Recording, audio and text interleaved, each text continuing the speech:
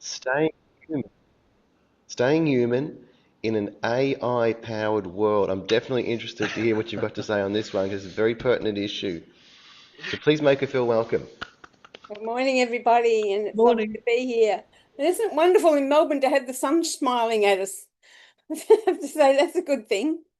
So, first of all, why this topic? Why am I talking about the AI-powered world? And for me, guys, I'm technically minded. I like the stuff that's going on. I'm always learning the new. And so I took myself off, well, on Zoom to some AI classes earlier this year, so March and April. So 8 classes within 4 weeks and some assignments, work to do and whatever. So a bit of a study. And I learned from things through that. And so here's some information that I learned that I thought you might find interesting. So we were looking at various AI products, some you may have heard of, some you may never have heard of. And so like Chat GPT, commonly people have heard of that. Claude, maybe, Perplexity, Manus, quite a few different technologies we looked at. It was an interesting learning because I kind of learned about the fact that Chat GPT tends to hallucinate. And I was fascinated, not like us as human beings imagine things, it completely hallucinates. In other words, you ask it a question, it expects to answer you, and so it does. It could be making it up completely, but it still gives you an answer. So I thought that was interesting. And of course, Claude and Perplexity and some of the others all give you varying levels of information and research, and Perplexity tends to quote and cite actual information. In fact, there's a funny story that the government wanted some work done, and so a particular well-known, world-renowned consulting firm decided they would use AI to do some of it, charged the government 400,000, and they used AI, it was discovered, because the cases that were cited in that particular report that they created were non-existent. They didn't actually, so it was just completely making it up. Thought it was funny, it was great learning. Of course, since then, I've done a couple of other things about how to make a video, how you can take a photograph of yourself, write in some text about what you want, and a video will get created using that image of yourself and looking like you're talking, etc. I think it looks fake and awful, but you can also do it with a dog or a cat or a giraffe or anything you like to have it talk the way you want. It's really interesting in the direction that AI is going. And of course, with all this AI stuff I've been doing, social media has been feeding me into my Facebook page or Google or YouTube or whatever I search, different other things that things I will be interested in. And one of the things that has come up is this idea of what is being human in this AI area. So I looked at it a little bit more, and I noticed that there are some other points that in this learning I was picking up. And so AI is creating like the next version of itself. So what's happening is ChatGPT 4 is on 4, version 4, and it is helping create 5. So it's growing faster and more rapidly, and we're really having to embrace it. So it's like the technology is coming faster, as often concerns at the moment that it's impacting our jobs, etc. So in my course in March, they were talking about only 16% of the people are actually using it. But more staggering to me, only 0.3% of people are actually paying for it. It's on a very shortfall of a downfall of revenue. There isn't anything happening, and it could look like it could go to a bust, like .com type bust that we had in technology in 2000 very quickly, because no one's paying, there's no money. So all of these people are creating all these different new technologies you can do, but there's no money in it.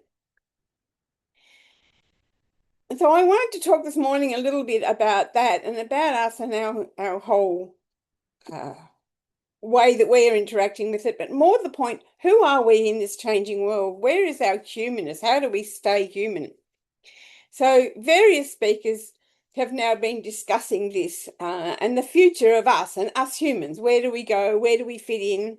In fact, where do we fit in all, or the idea? Will we be replaced? Or could that all be true or not true? Where is it all going and heading? So I'm going to read you soon a little bit of some information from one speaker I listened to. But before I do that, let's chat about the ideas of being human.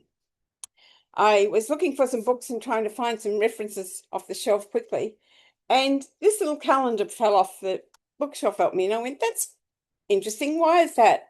So it's Unity's 2022 calendar, and they're quotes for each month, and I was drawn to check what they were as a summary of a year from a Unity-focused point of view. And so the calendar starts out with this statement: we live in a world of abundance, and good is all around us. We see it in the beauty of nature. We feel it as love, peace, and faith. We experience it as health, and we give and receive it as forgiveness. You are worthy of unlimited good simply because you live. And the quotes are, it is your Father's pleasure to give you the kingdom, from Luke 12:32. And we are children of God, heirs of God and joint heirs with Christ, from Romans 8:16-17.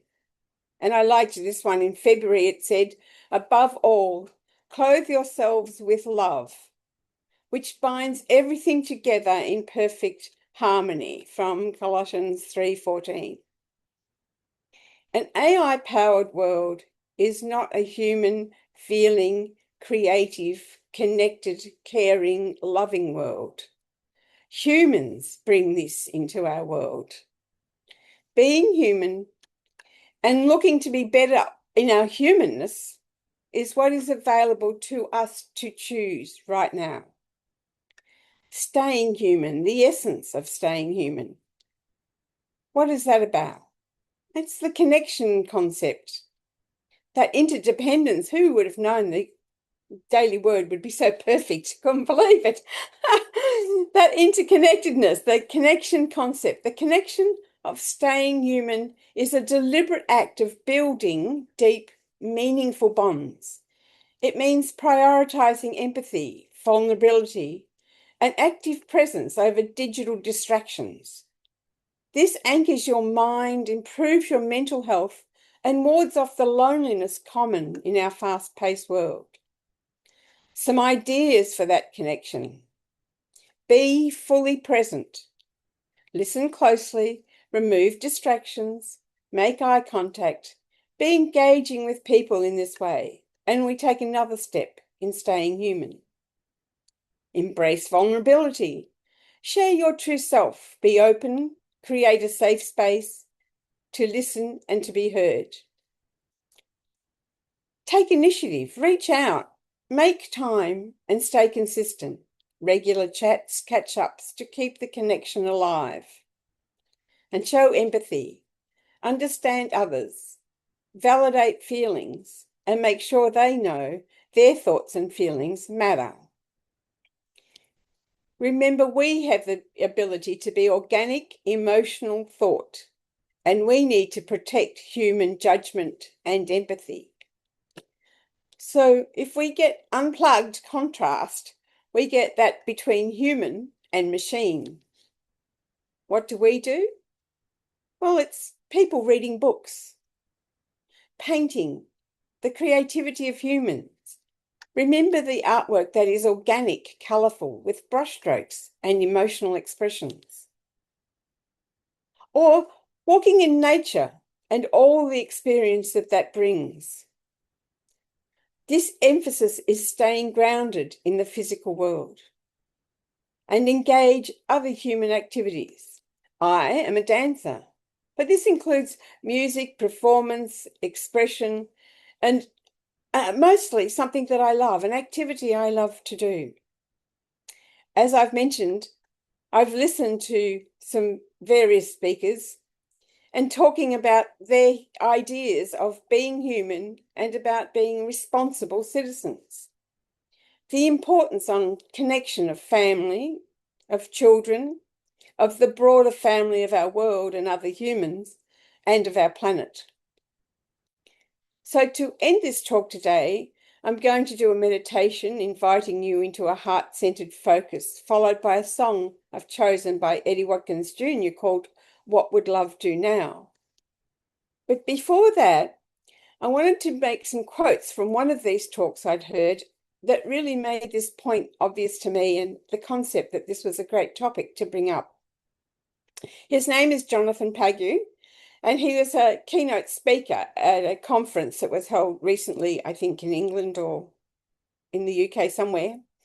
And he offered this simple question that would stop everybody. And it asks, who does it serve? And he compares AI and technology and our human selves.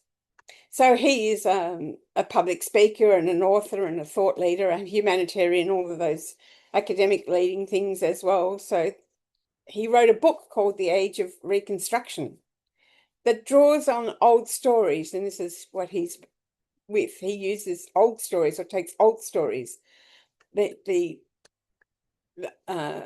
stories from our history and things. So Augustine Tolkienian, the long traditions of civilization thinking. And in his book, he charts a path of diagnosis and renewal. He mentions in this talk something about Dr. Jordan Peterson, and they have contact with each other, and views about Dr. Peterson saying that making your bed is an essential first step to taking personal responsibility. The small act provides a reliable early win each day. It builds a self-respect and creates foundation of discipline that helps us tackle the bigger problems. So in his talk, Jonathan Pageau begins, I love old stories. And we're sometimes told that old stories have little to offer in finding solutions to the challenges that we face, because our problems are too novel. He says, it's true that in the Middle Ages, we did not have Claude or ChatGPT, but we hear that Albert the Great created a bronze head that could answer any question. And even later legends recount that his student, a certain Thomas Aquinas, which I'm sure you've all heard of, annoyed with the head's constant yapping, smashed it to bits. And this is the first known reaction to AI slop that we have in history. I thought that grabbed me. He also goes on to talk about the Holy Grail and the Holy Lance of Lingus, where it was kept in a chapel, and the story that leads to the Holy Grail and the Arthur's Knights going out. The wasteland that's caused by the lance being used to kill the king and creating a wasteland, and therefore the journey of them. And from there, he goes on to talk about the Grail was lost and King Arthur's knights went on a quest to find it. And we usually focus on the quest to find the Grail, but we often forget the most important part of the quest. The knight who finds the Holy Grail must ask a question. Who does the Grail serve? But who today is asking this Grail question in our AI fast developing world? Well, he talks about stories that are far older than the story of the Grail. The Moloch, as many of you probably know, is the ancient Canaanite deity that demanded that people sacrifice their children in exchange for power. So out of fear, we keep implementing and developing AI, the same as we did with the nuclear race, in competition, in the challenge for being the one that's better. But is this really serving our humanity? Is this really being who we want to be? As Jordan Peterson has often said, we act as if it is real and that is enough for the beast to keep moving. That's the AI beast, the technology beast. But what we've seen is that AI rushes through all of our systems, and we have this intuition that instead of a tool serving us, we may be becoming one serving the tool. What happens in this talk by Jonathan is he goes on to talk about we don't know what the answer is and we don't know what to do because it's at the system level. But we do know what to do at another level. He asks, do we expect to just ride along and, just buckle up and go for this fast-moving ride? And then he postulates the idea that the only solution, the only real solution that he can see is a personal solution. Jordan Peterson told us to make our beds. Jonathan says he has a slightly different version of the statement. He says, go to church. At this point, I was really interested in his talk. He then says he means obviously go to church, but the larger question is that if we cannot get an answer of who these technologies serve, please know who and what you serve.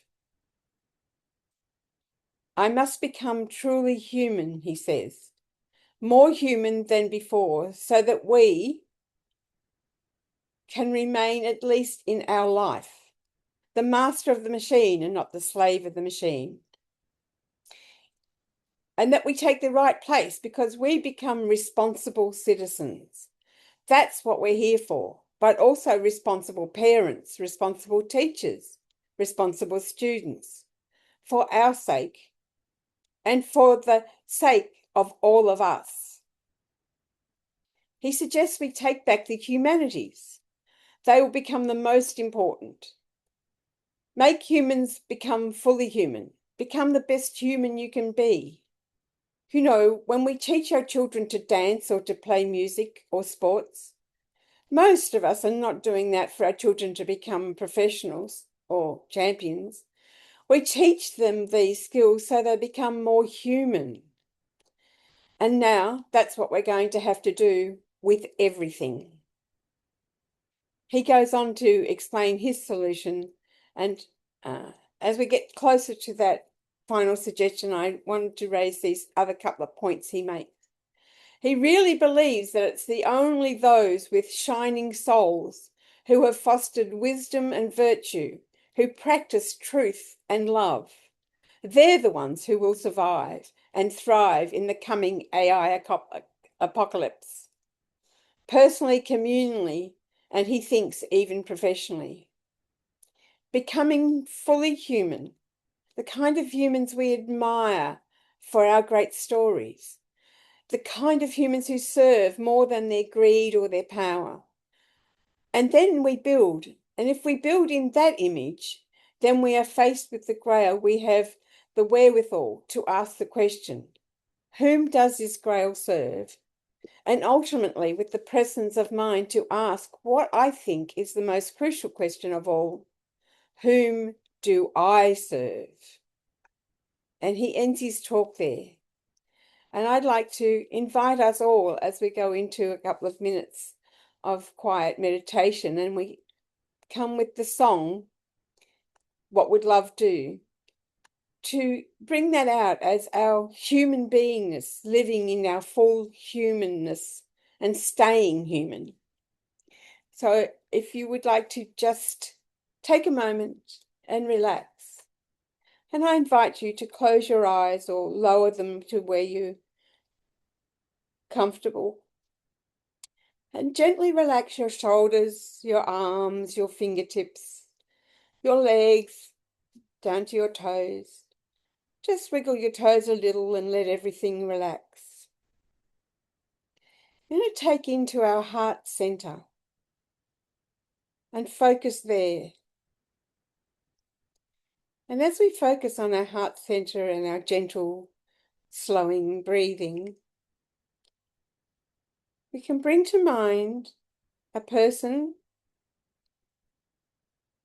or a pet or an animal or a thing that we love to do, something that really connects that loving feeling within our heart, deep within our heart. As we focus on that loving feeling and allowing that to move through our bodies, from our heart center, moving through our whole body, we also allow that glow of that love feeling to expand out into the world around us. And we invite in this space of love, our thoughts, our questions, and our solutions of staying human in our world, becoming the humans we wish to be, and our connectedness with each other that we do through that loving feeling. And as we gently breathe and relax and focus on this love, take a moment in the silence to connect.